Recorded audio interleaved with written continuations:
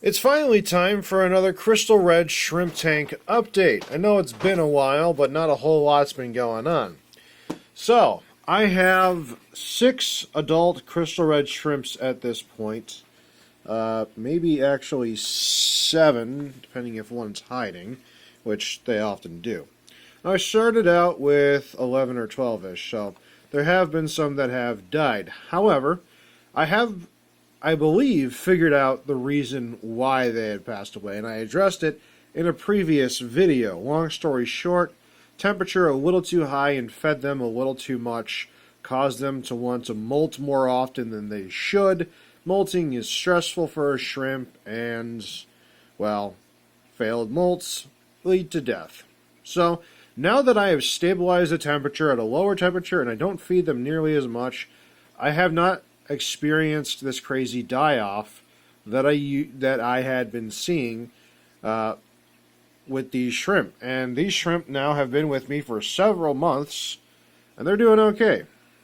Now, because I'm fairly confident about how I can go about these shrimp living in the parameters that they are in, I got myself another batch of shrimp from the same seller that I got these guys from.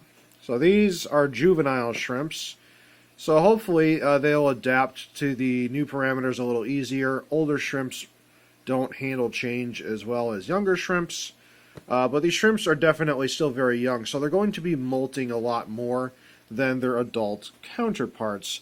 That's just because of the growth that they'll experience going from a juvenile to an adult shrimp. So right now, I'm going to start acclimating these shrimp, and it's going to take several days because I haven't tested the pH, but if it's anything like when I got these shrimp, it'll be below 7, and they're going into a pH of over 8, closer to 8.4.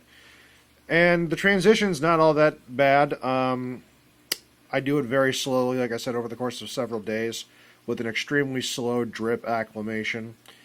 And I also put an air stone in this bag to ensure that the exchange of oxygen inside of this contained environment is taking place so they don't run out of oxygen.